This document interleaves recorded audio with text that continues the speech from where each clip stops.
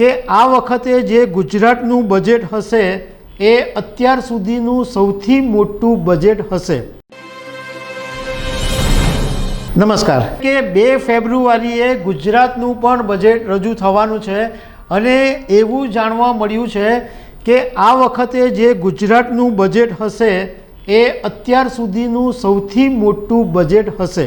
અને બીજું કે રામ મંદિર સાથે જોડાયેલો એક પ્રસ્તાવ પણ આ બજેટની અંદર રજૂ થવાનો છે। એના વિશે તમારી સાથે વાત કરીશું। મારું નામ રાજેશ શાહ છે અને તમે જોઈ રહ્યા છો ખબરછે.com। દર્શક મિત્રો, આ વખતે ગુજરાતનું બજેટ દર વખત કરતાં ઘણું મોટું હશે। આ વાત કરી છે ગુજરાતના સંસદીય કાર્યમંત્રી ઋષિકેશ પટેલે। એમણે મીડિયા સાથેની વાતમાં એમ કીધું કે આ વખતે ગુજરાત સરકાર જે બજેટ રજૂ કરવા જઈ રહી છે એ અત્યાર સુધીનું સૌથી મોટું બજેટ હશે।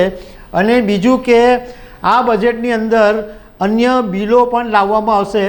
એની સાથે સાથે રામ મંદિર અભિનંદન પ્રસ્તાવ પણ લાવવામાં આવવાનો છે અને વિરોધ પક્ષોને એવી વિનંતી પણ કરવામાં આવી છે કે આ રામ મંદિર અભિનંદન જે પ્રસ્તાવ છે એની અંદર હકારાત્મક અભિગમ આપે તો આ જે પ્રસ્તાવ છે એ સર્વાનુમતે મંજૂર થઈ શકે।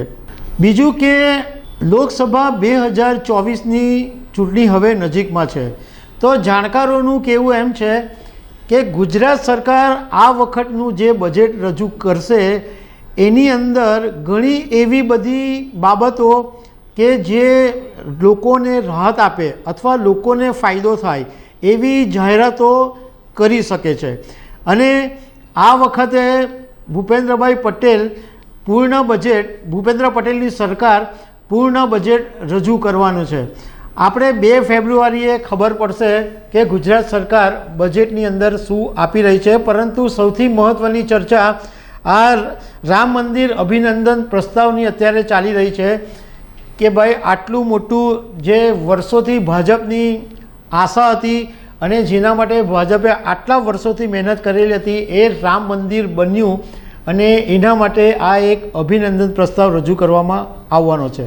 તો આવી અનેક વાતો સાથે અમે તમને મળતા રહીશું। Thank you very much.